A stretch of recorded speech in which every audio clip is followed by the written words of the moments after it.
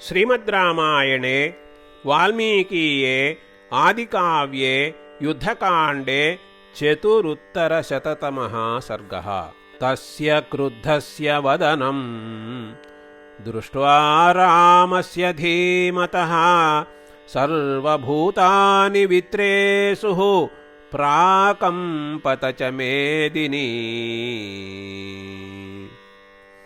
सिंहशार्दूलवान् शैलः सञ्चचालचलद्रुमः बभूव चातिक्षुभितः समुद्रः सरितां पतिः। खगाश्च खरनिर्घोषाः गगने परुषा घनाः औत्पातिकानि नर्दन्तः समन्तात् परिचक्रमुः। रामं दृष्ट्वा सुसंक्रुद्धम् उत्पातांश्च सुदारुणान् वित्रेसुः सर्वभूतानि रावणस्याभवद्भयम्।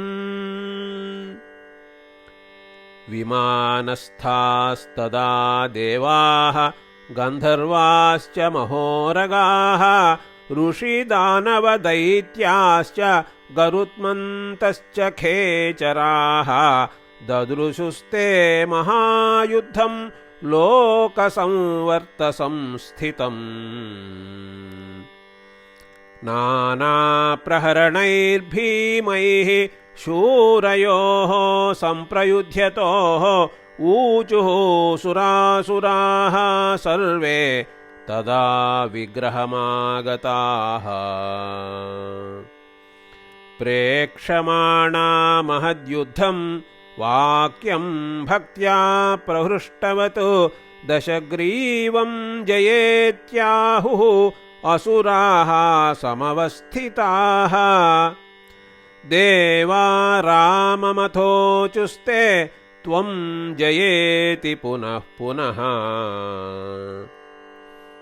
एतस्मिन्नन्तरे क्रोधात् राघवस्य स रावणः प्रहर्तुकामो दुष्टात्मा स्पृशन् प्रहरणं महत्। वज्रसारं महानादं सर्वशत्रुनिबर्हणं शैलशृङ्गनिभैः कूटैः चितं दृष्टिभयावहं सधूममिव तीक्ष्णाग्रं युगान्ताग्निचयोपमम् अतिरौद्रम् अनासाद्यं कालेनापि दुरासदं त्रासनं सर्वभूतानां दारणं भेदनं तदा प्रदीप्तमिव रोषेण शूलं जग्राह रावणः। तच्छूलं परमक्रुद्धः मध्ये जग्राह वीर्यवान् अनेकैः समरे शूरैः राक्षसैः परिवारितः। समुद्यम्य महाकायः ननादयुधि भैरवं संरक्तनयनो रोषात् स्वसैन्यम् अभिहर्षयन्। पृथिवीं चान्तरिक्षं च दिशश्च प्रदिशस्तथा प्राकम्पयत् तदा शब्दः राक्षसेन्द्रस्य दारुणः। अतिनादस्य नादेन तेन तस्य दुरात्मनः सर्वभूतानि वित्रेसुः सागरश्च प्रचुक्षुभे। स गृहीत्वा महावीर्यः शूलं तद्रावणो महतो विनद्य सुमहानादं रामं परुषमब्रवीत्। शूलोऽयं वज्रसारस्ते राम रोषान्मयोद्यतः तव भ्रातृसहायस्य सद्यः प्राणान् हरिष्यति। रक्षसाम् अद्य सूराणाम् निहतानां च मुमुखे त्वां निहत्य रणश्लाघिन् करोमि तरसा समम् तिष्ठेदानीं निहन्मि त्वां येष शूलेन राघवा एवमुक्त्वा स चिक्षेप तच्छूलं राक्षसाधिपः तद्रावणकरान्मुक्तं विद्युज्ज्वालासमाकुलम् अष्टघण्टं महानादं वियद्गतमशोभत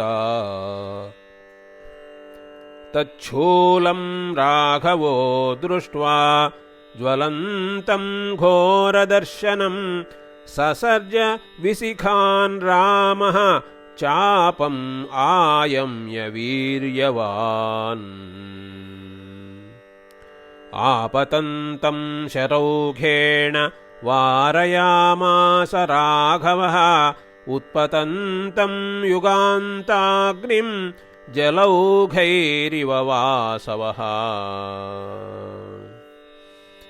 निर्ददाह सतान् बाणान् रामकार्मुकनिसृतान् रावणस्य महाशूलः पतङ्गानिव पावकः तान् दृष्ट्वा भस्मसाद्भूतान् शूलसंस्पर्शचूर्णितान् सायकान् अन्तरिक्षस्थान् राघवः क्रोधमाहरत् सतां मातलिनानीतां शक्तिं वासवनिर्मितां जग्राह परमक्रुद्धः राघवो रघुनन्दनः सा तोलिता बलवता शक्तिर्घण्टाकृतस्वना नभः प्रज्वालयामास युगान्तोल्केव सप्रभा सा क्षिप्ता राक्षसेन्द्रस्य तस्मिन् शूले पपातः भिन्नः शक्त्या महान् शूलः निपपातः तद्युतिः